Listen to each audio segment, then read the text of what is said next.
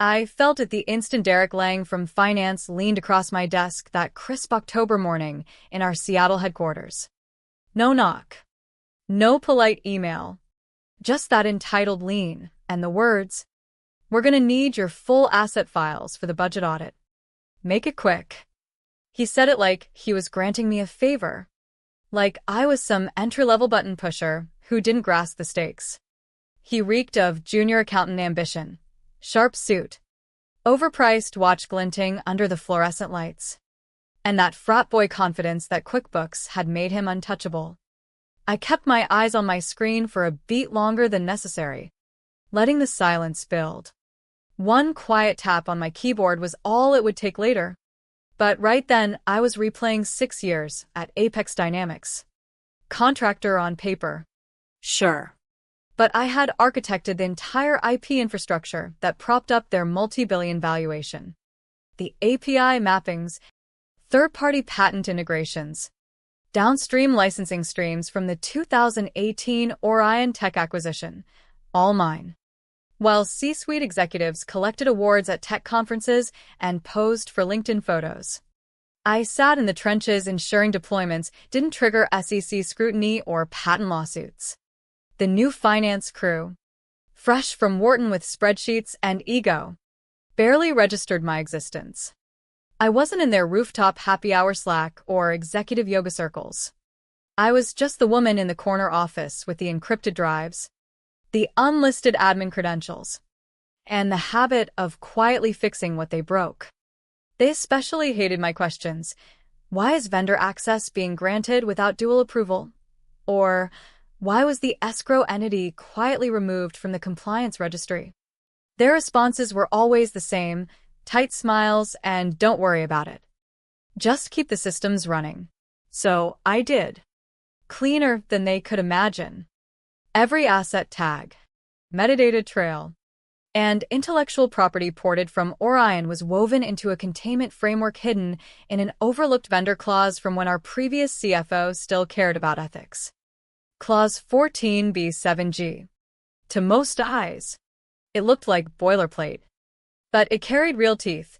Any unauthorized transmission or access of the core metadata compendium of the Apex ledger asset chain to non-designated parties without reauthorization would trigger automatic reversion of ownership to the last verified custodial partner, HQ Systems. A quiet Delaware LLC I'd structured years ago during a supposed cost optimization restructure. No one asked what HQ stood for. I never volunteered. Derek didn't know any of this when he swaggered over.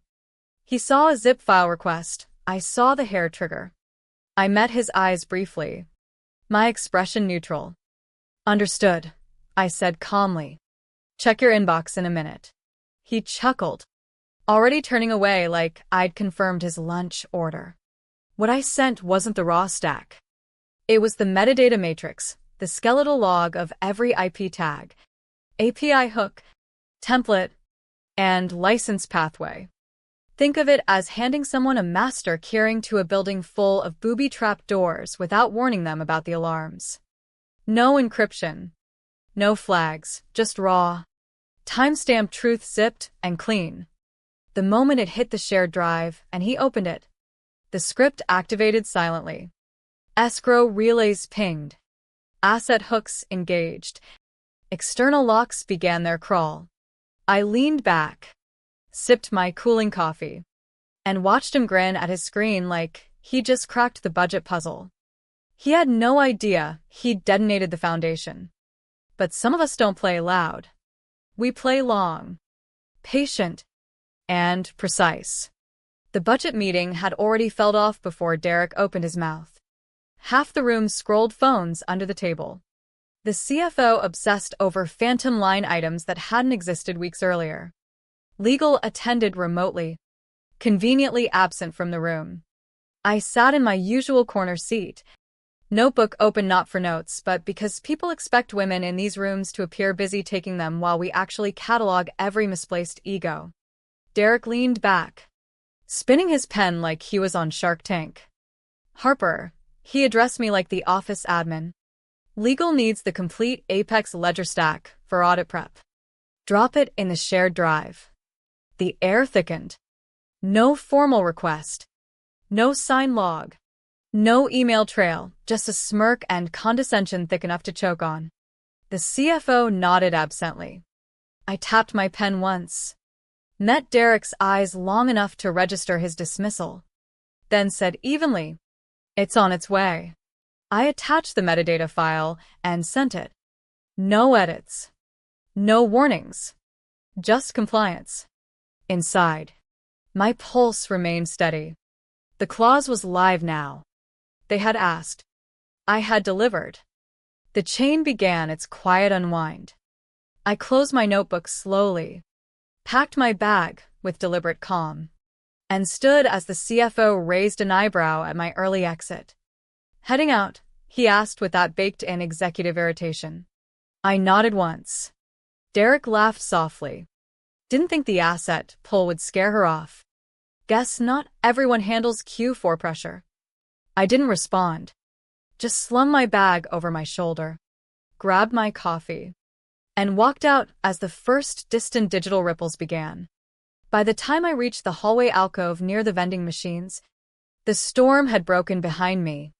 Corporate Counsel Vivian Alvarez burst into the conference room like she'd run from 3 floors down, her heels striking the tile like warning shots. Normally composed with iron poise, her face had gone pale. She locked eyes with the CFO and demanded, "Did someone just access metadata logs from the Apex Ledger folder? Say it out loud." Derek froze, his smirk evaporating. The CFO straightened. "We requested it from Harper for audit prep. Standard procedure." "You triggered the reversion clause," Vivian snapped. Clause 14B7G from the Orion acquisition. "Do you understand what you've done?" Silence dropped like a weight. The CFO's face strained of color. Derek whispered, "I thought it was just budget data." Vivian turned on him. "It never expired. It's tied to the custodial metadata compendium. Accessing it without joint reauthorization from the IP custodian and escrow partner activated the transfer protocol." The room erupted in overlapping panic, phones ringing, voices rising, IT scrambling. Someone shouted about servers locking and license keys invalidating. Endpoints went dark. Client dashboards flickered with errors. API calls failed mid-session. Thousands of users suddenly couldn't access core features. I stood in the alcove, coffee still warm in hand, watching through the glass as Vivian barked orders, scrolling databases with paralegals and an IT tech in tow. "Get me the original signed agreement. Not a PDF, the countersigned version." The IT tech pointed at his screen. "There's an embedded UID in the zip properties." HQ Systems. Vivian went still. "Who the hell is HQ Systems? That's not in our vendor logs." It wouldn't be. I'd created the LLC quietly 3 years earlier through a Delaware holding and BVI shelf, granting it custodial enforcement rights over the entire asset map. The metadata file wasn't just data, it was a beacon. Once opened, every third-party host, licensing service, and mirrored API began following the embedded instructions: reroute, lock, transfer. Engineers panicked first, then operations, then support lines lit up. Contracts bounced. Cloud patents rerouted to placeholder screens. Even internal comms crashed. A senior director asked, "Can we undo it?" Vivian didn't answer immediately. She knew the protocol was designed with latency buffers to prevent internal overrides. The only halt required revocation by the original custodian, me. The CFO burst into the hallway, eyes wild. "What is HQ Systems? Harper, what did you do?" I raised my cup slightly. "It's all in the file you requested." "You set us up," he accused. "No," I replied evenly. "You ignored the architecture you built your valuation on." Behind him, chaos swelled, analysts shouting, legal flipping through old contracts. Vivian stepped between us, exhausted but firm. "The clause is valid." Her name appears in the build-out logs and as platform custodian. The CFO's expression shifted from fury to bargaining. Fix this and name your price. Bonus. Retainer. Executive title. Triple your contract rate by end of day. I sip my coffee. 5 hours left before full transfer completes. The clock ticked. Servers continued their controlled bleed. The empire of assumptions began collapsing under the weight of a forgotten clause. The war room filled quickly. Legal teams pulled overlapping contract scans across multiple monitors, parsing language they should have reviewed years earlier. Vivian's collar showed a spreading red stress blotch. The CFO paced like a man awaiting sentencing. The protocol cascaded smartly, each step completing before the next engaged. 6 hours total from trigger, less than 5 remained. An ops manager asked if they could pause it. Vivian shook her head. The license chain executes via a third-party enforcement node. It's built to bypass internal overrides. All eyes eventually turned toward the hallway where I sat calmly, legs crossed, vending machine coffee in hand. No laptop. No phone in sight. Just quiet observation. The CFO approached again. Voice low. You need to revoke this now. I gave you exactly what you asked for, I said. The clause executed on access. He leaned in, desperation cracking his professional mask. You'll be blacklisted. Partners will sue. I met his gaze. Page 3 of the original agreement covers indemnity. Damages fall on the accessing party, Derek. Directed by you. Vivian confirmed with a tired nod. She's not liable. You signed it. Silence thickened. The CFO's breathing shallowed. I whispered. Clock's still running. Inside the glass-walled boardroom, lead investor Reynolds slammed his palm on the table. A contractor holds chain of custody over our core asset map. Vivian explained the clause calmly. Travis, no. Derek tried deflecting blame. I thought it was metadata only. Reynolds cut him off. Disgusted. You accessed a core bundle without clearance. That was when my email arrived, no subject.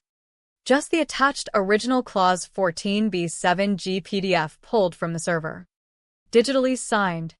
Timestamped. Page 3 clearly assigning custodial rights to me by name. Heads turned. Reynolds read it twice. Lips pressed thin. You let this sit unenforced for years and never revoked it? The CFO stammered. Vivian shook her head. The transfer is legally executing. No breach on her part. I watched through the glass as million-dollar voices fell into stunned quiet. They had built an empire on buried contracts and overlooked fine print. Now the match had been lit by their own request.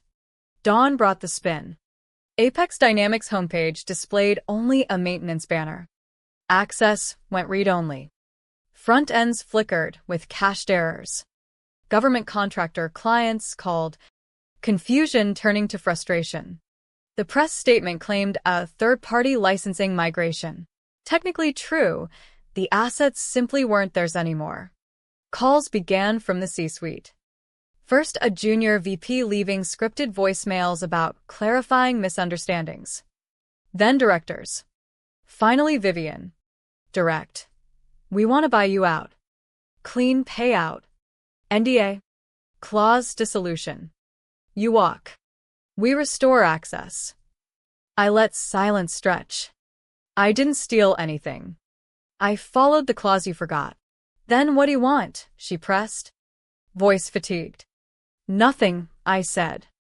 You get to learn the cost of skipping fine print and undervaluing the people who built your foundation. She exhaled sharply and hung up. By day's end, Apex had become a whispered cautionary tale in compliance circles. Investors asked hard questions. A few clients reached out to me directly. I didn't commit. I simply observed as the machine tried patching itself with PR and bonuses. The real damage wasn't downtime. It was the realization their future rested on someone they'd never bothered to truly see. The dock was damp from overnight rain. Fog curled low over the lake, threading between evergreens. I sat at the edge with my thermos of black coffee, phone in hand. No new messages. They'd stopped trying. A single alert vibrated. Transfer complete. Asset control confirmed. I opened my matte black laptop. The interface woke clean, no corporate branding. Just a simple shell and the HQ Systems logo. The full asset map waited. Redirected licenses. Staging keys. Recovered templates. The metadata backbone they'd relied on without understanding. It felt right. Precise. Automatic. I uploaded a fresh license packet to a new, smaller firm, focused, respectful, asking the right questions first. As it cleared, I leaned back, steam rising from my thermos, listening to distant splashes and rustling leaves. They wanted my file for their budget. Turns out, it was the budget. In the quiet, one question lingered. How many empires rest on overlooked clauses and underestimated builders? Waiting for the moment someone finally asks for the wrong file?